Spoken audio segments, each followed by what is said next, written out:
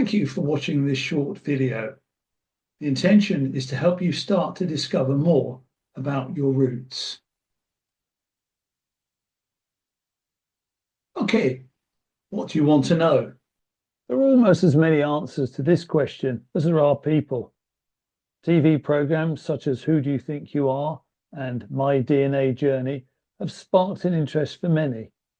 You may have had your interest stimulated by hearing stories about one particular ancestor, and now you want to sort out fact from fiction. You may want to find out more about the origins of a grandparent. You might want to construct a comprehensive picture of your entire family. You may be hoping to find someone famous connected to you, possibly someone infamous. The common goal is to fill in the line of 32. These are your great-great-great-grandparents, so-called because there are 32 of them, and that will give you about 200 to 250 years of family stories, taking you back to the time of Nelson and Napoleon. There are some cautionary notes to put down at the beginning. Many families have secrets. The most common one is that the firstborn child appeared very shortly after a wedding, sometimes before the wedding. Not everybody, of course, will want to know the whole truth, and you have to be sensitive to that. They may suspect things, they don't actually wish to have it confirmed. Memories, of course, are fallible. This applies no matter how old you are, memories are still fallible. So-called facts become distorted with frequent repetition. Some stories you'll come across are heartbreaking. For example, the number of children in a family who've died very young. Sometimes the mother has died young as well. And of course, you cannot unlearn uncomfortable truths.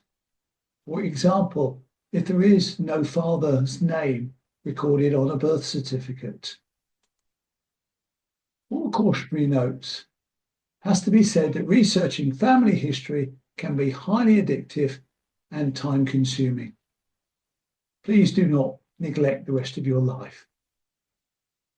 There are gaps in the records, so not every question can be answered. It might come as a surprise, but not everything on the internet is true. Published family trees often have errors, and transcriptions of handwritten records are particularly prone to them. The, quote, facts need to be checked. The mantra here is check, check, and check again.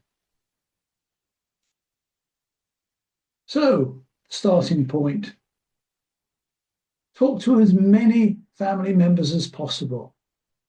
Find out if anyone has already carried out research in the past. This is always a good starting point, but still bear in mind, check, check, and check again. Take lots of notes. Your memory is probably as fallible as everybody else's. Record the conversation if possible. You can expect recollections of events to vary. If people have photos, ask to see them. Record the names of the people. Ask to see memorabilia, for example, medals, certificates, and take photos. You can then revisit earlier conversations if differences have emerged subsequently.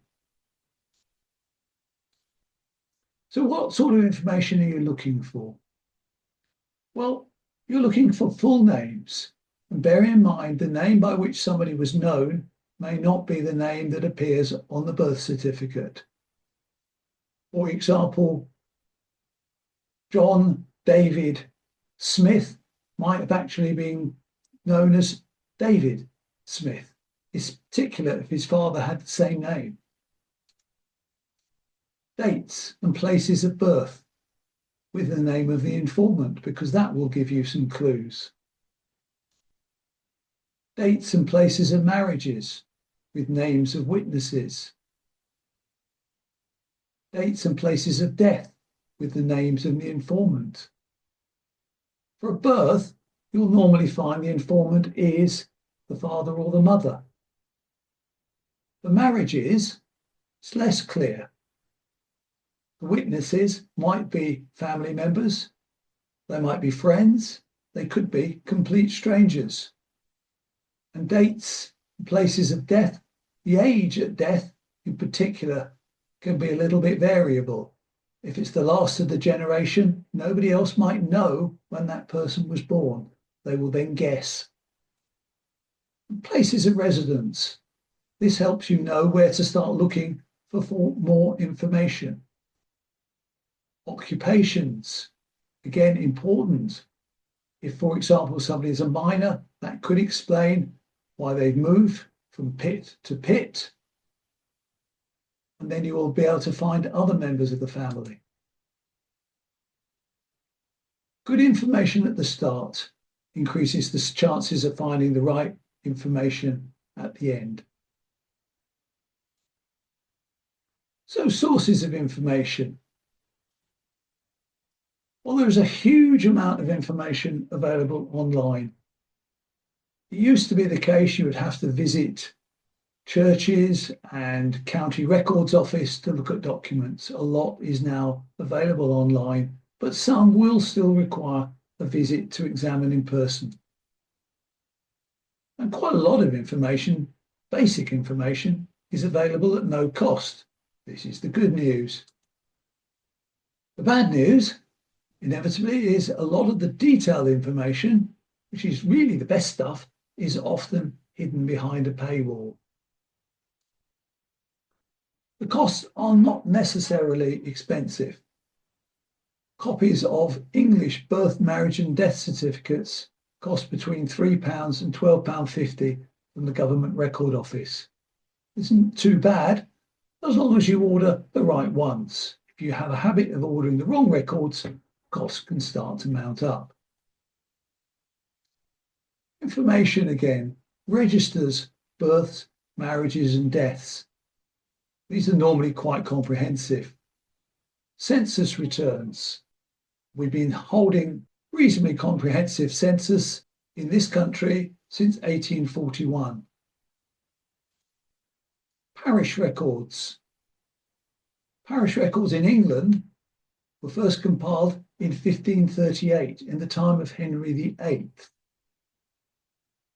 In other countries, it's a lot later. In Missouri, in America, they only started compiling central records in 1909. Electoral rolls. So you know where people are in between the 10-year census. A lot of newspapers have been digitised in recent years and a good source of information. Newspapers in particular like to print all sorts of information, for example, when covering a wedding. They will tell you who all the guests are, and at funerals, who the mourners are. Regimental war diaries and squadron records. If your relative served in the military, quite often there's information there. Old maps are particularly useful for getting a sense of what places were like when your ancestors lived there. Court records. Sometimes it's relatively trivial. It might simply be a dog license. But some of our ancestors did like to take action against each other. Different places have records going back different times. In England, the parish records go back to 1538, the time of Henry VIII.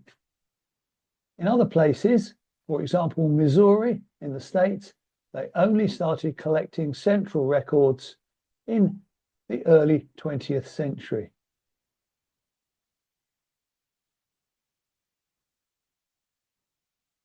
The commercial then. Why join the Burntwood Family History Group? Well, we can help you set you off in the right direction. Timely advice can avoid hours of wasted time. We've all made mistakes.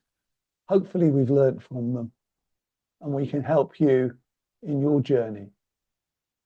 We have access to the full international versions of Find My Past and Ancestry, and that's included in the membership of the group. If you go to the library, they have slightly restricted versions, and we can print you records of interest at no extra cost. So if you live nearby, why not give us a try? Thank you for watching.